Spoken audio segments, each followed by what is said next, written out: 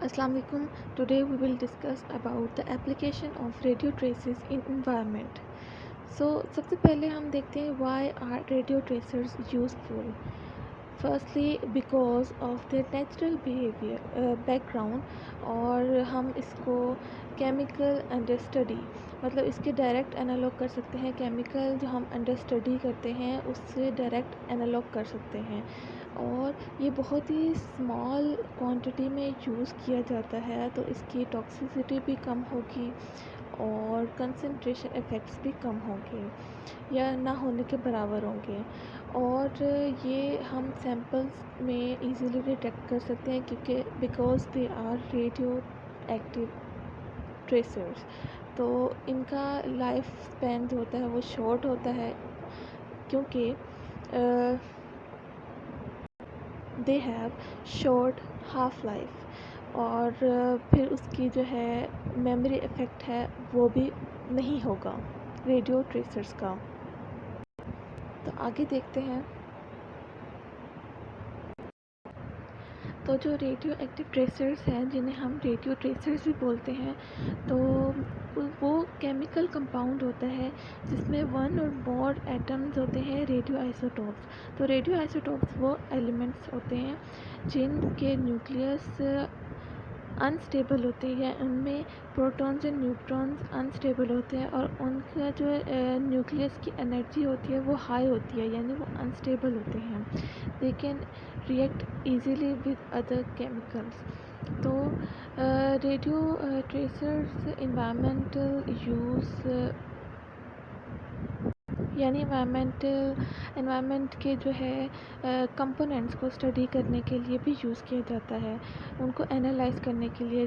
जैसे कि एनवायरनमेंट में अगर हम हवा में देखें तो उसमें पोल्यूटेंट्स की तादाद कितनी है वो एनालाइज करने के लिए रेडियो ट्रेसेस को यूज़ किया जाता है.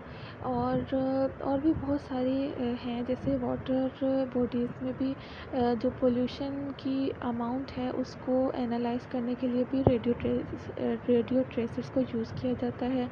और इसके अलावा इसका एक फ़ायदा ये भी है कि ये बहुत स्मॉल अमाउंट में जो है हम बहुत स्मॉल अमाउंट भी इसकी जो है ना इजीली हम डिटेक्ट कर सकते हैं.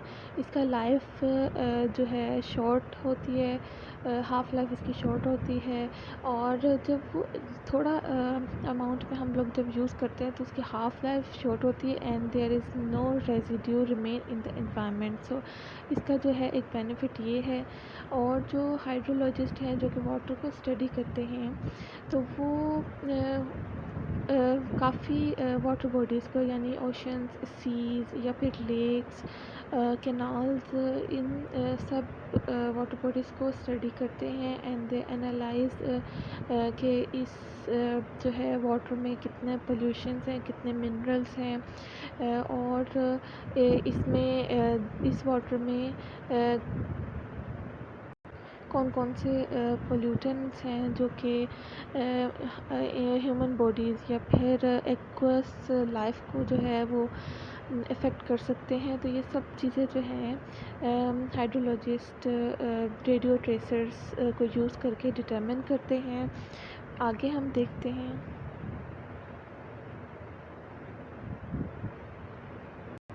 आगे हम देखते हैं कि हाइड्रोस्फीयर में हम रेडियो आइसोटॉप्स को किस तरह से यूज़ करते हैं और किन किन मकसद के लिए यूज़ करते हैं. तो सबसे पहले ये जो वाटर को डिटरमिन करने के लिए रेडियो आइसोटॉप्स को यूज़ किया जाता है और स्टेबल आइसोटॉप्स को भी यूज़ किया जाता है वाटर की जो सोर्स है उसकी हिस्ट्री को डिटरमिन करने के लिए. इसके अलावा हमारे पास है बारिश की जो कंडीशन है किन किन इलाकों में किस किस सीज़न में कितनी कितनी होती है ये सब एनालाइज करने के लिए यूज़ किए जाते हैं रेडियो आइसोटॉप्स.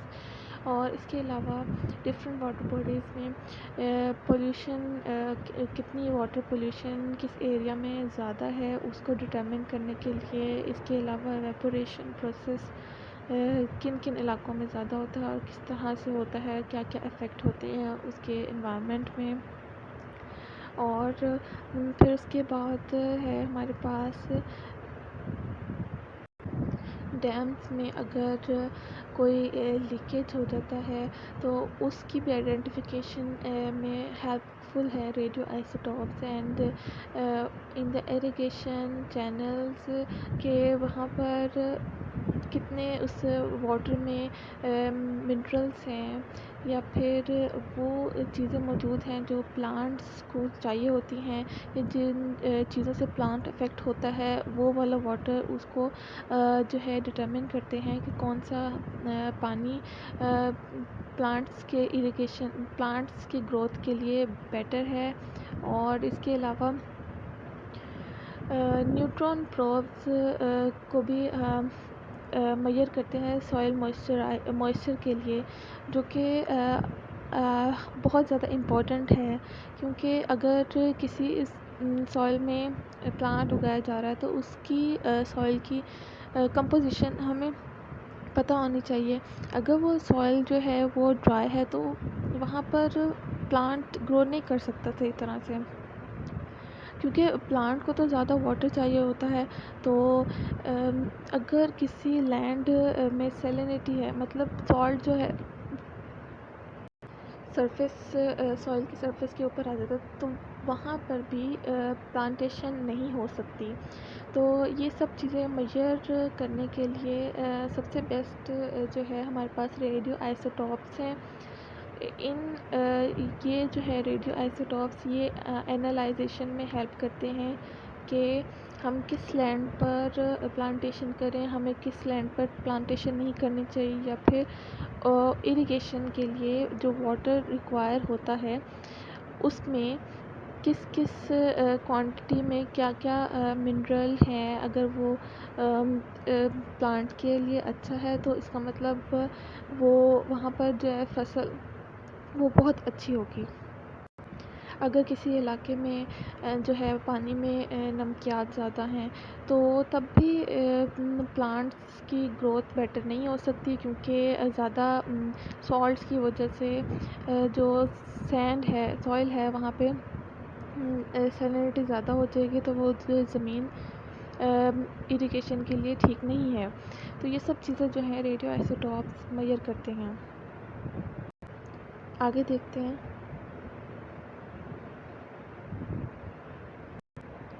تو جو واٹر کی موومنٹ ہے یا پھر واٹر کے جو ایج ہے اس کو اسٹڈی کرنے کے لیے ہائیڈروجن اور آکسیجن کے آئسوٹاپس کو یوز کیا جاتا ہے. اور اس کو کیوں یوز کیا جاتا ہے آکسیجن اور ہائیڈروجن کے آئسوٹاپس کو؟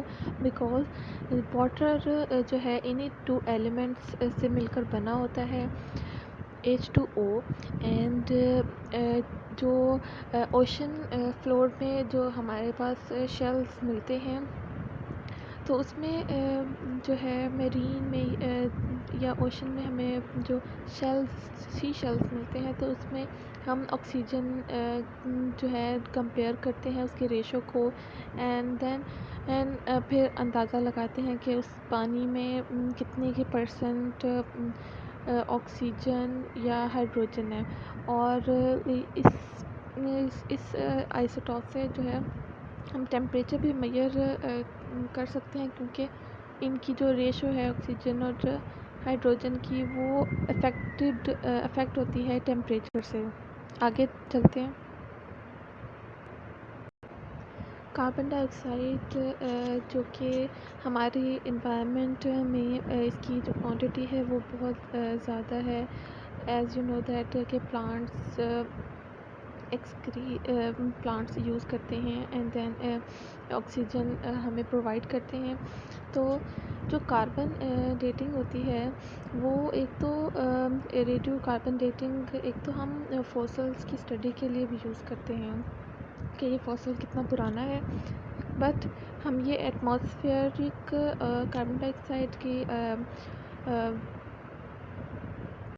ڈٹرمنیشن کے لیے بھی یوز کرتے ہیں. لیکن جو ریڈیو ایکٹیو جو ہے ڈیٹنگ جو فوسلس کے لیے یوز کرتے ہیں وہ کاربن 14 ہوتی ہے. بٹ یہ جو ہم کاربن ڈائی آکسائڈ ایٹماسفیئر کے لیے یوز کرتے ہیں کاربن اور آکسیجن کے آئسوٹاپس تو کاربن 13 اور آکسیجن 18 یوز کرتے ہیں.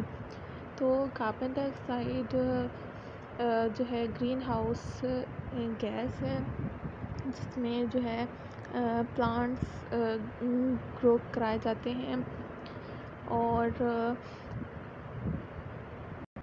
ان آئسوٹوپس سے ہم جو ہے کاربن ڈائی آکسائڈ کی جو انٹریکشن اوشن اور ایٹماسفیئر اور ٹیریسٹریل کاربن ریزروائرس کے لیے جو ہے وہ ہم اس کو ڈٹرمن کر سکتے ہیں۔ آگے ہے ان ایٹماسفیئر، تو ایٹماسفیئر میں ہم دیکھتے ہیں کہ ریڈیو آئسوٹوپس یعنی ریڈیو ٹریسرز ہم کس طرح سے ایٹماسفیئر کے ڈٹرمنیشن کے لیے یوز کر سکتے ہیں۔